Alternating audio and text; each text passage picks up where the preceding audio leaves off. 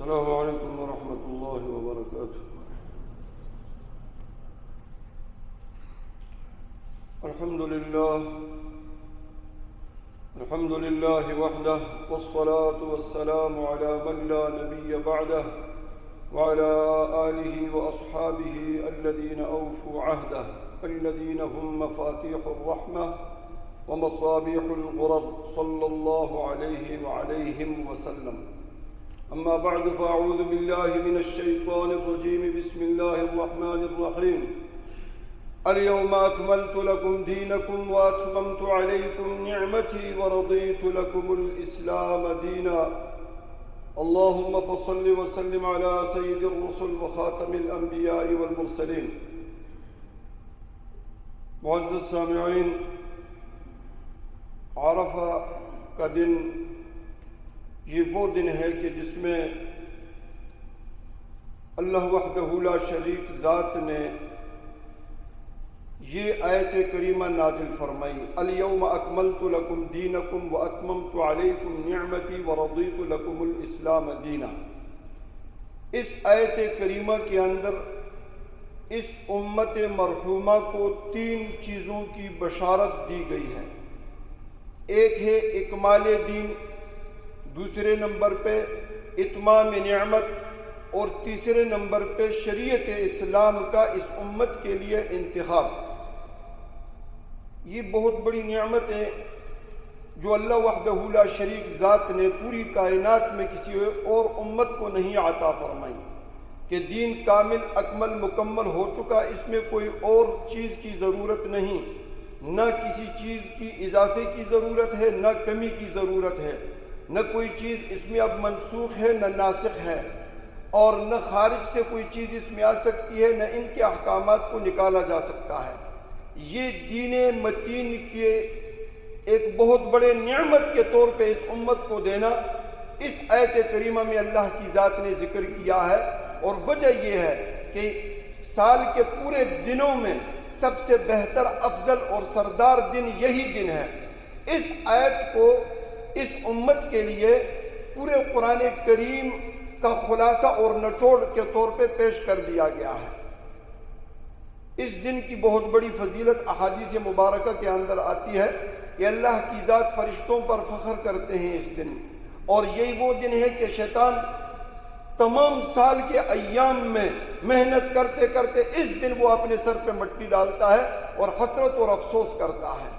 یہ وہ دن ہے کہ ایک دن کا روزہ اگر آپ اس میں رکھیں گے تو وہ 2 سال کے گناہوں کا کفارہ بن جائے گا۔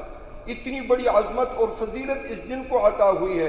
مسلم کی روایت ہے، رسول اللہ صلی اللہ علیہ وسلم نے فرمایا، احتسب علی اللہ ان یکفر السنۃ التي قبل والسنۃ التي بعد صوم یوم عرفہ۔ عرفے کا دن کا روزہ مجھے اللہ پہ 100% یقین ہے کہ 1 سال گزشتہ کے گناہ اور 1 سال آئندہ کے گناہ یہ اس روزہ دار کے معاف ہو جائیں گے۔ میرے محترم، اس دن پہ جو عمل ہم نے کرنا ہے وہ حدیث کے روح سے ہم نے آج سمجھنا ہے۔ ترمذی کی روایت ہے، رسول اللہ صلی اللہ علیہ وسلم فرماتے ہیں، خیر الدعاء دعاء یوم عرفہ وخیر ما قلت انا والنبیون من قبلی لا الہ الا اللہ وحدہ لا شریک لہ لہ الملک ولہ الحمد وہو علی کل شیء قدیر۔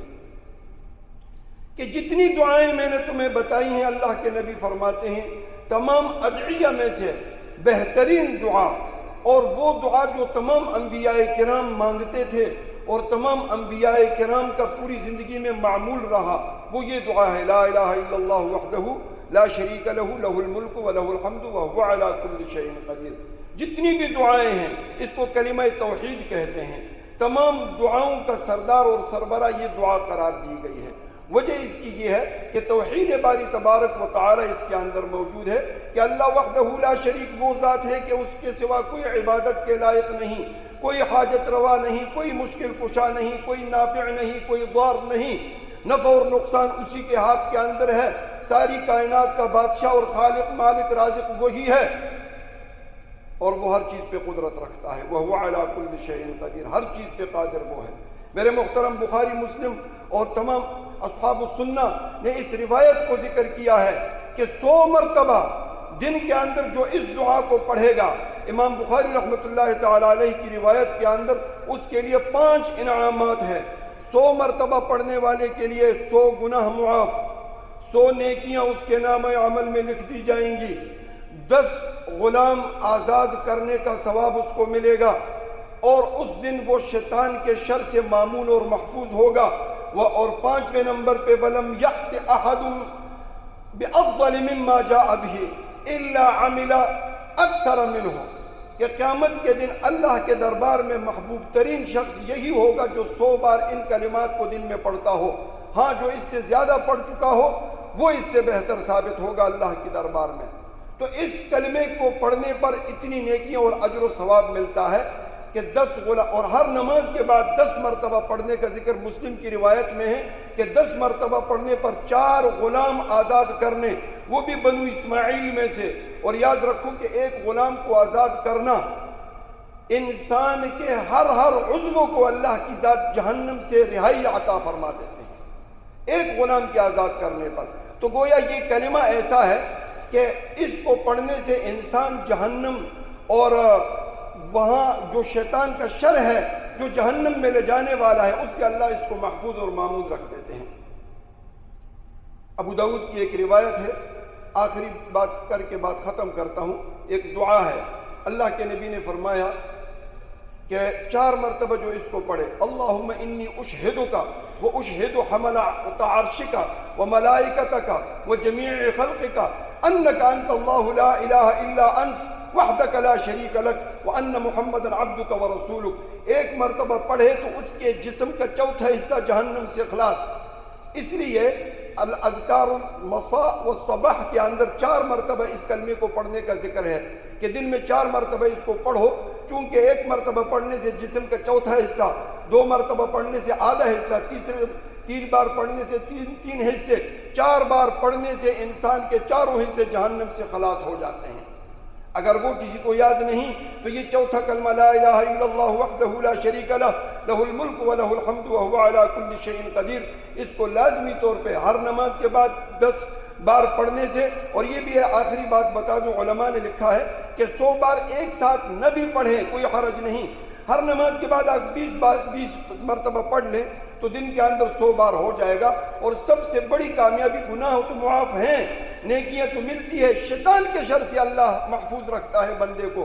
اور یہ جس دن پڑھے گا، اس دن اگر موت آئے گی تو موت کے وقت شیطان اس کے قریب نہیں آئے گا، ظاہر بات ہے کہ اس کو کلمہ نصیب ہوگا۔ اور من کان آخر کلامہ لا الہ الا اللہ دخل الجنہ، کہ آخری کلمہ جس کا لا الہ الا اللہ ہو تو وہ جنت میں داخل ہوگا۔ اللہ وحدہ لا شریک ذات ہم سب کے لیے یہ دن مبارک کر دے، بابرکت کر دے، اور ہم سب سے راضی ہو جائے، ہمارے گناہوں کو معاف فرمائے۔ وآخر دعوانا الحمد للہ رب العالمین۔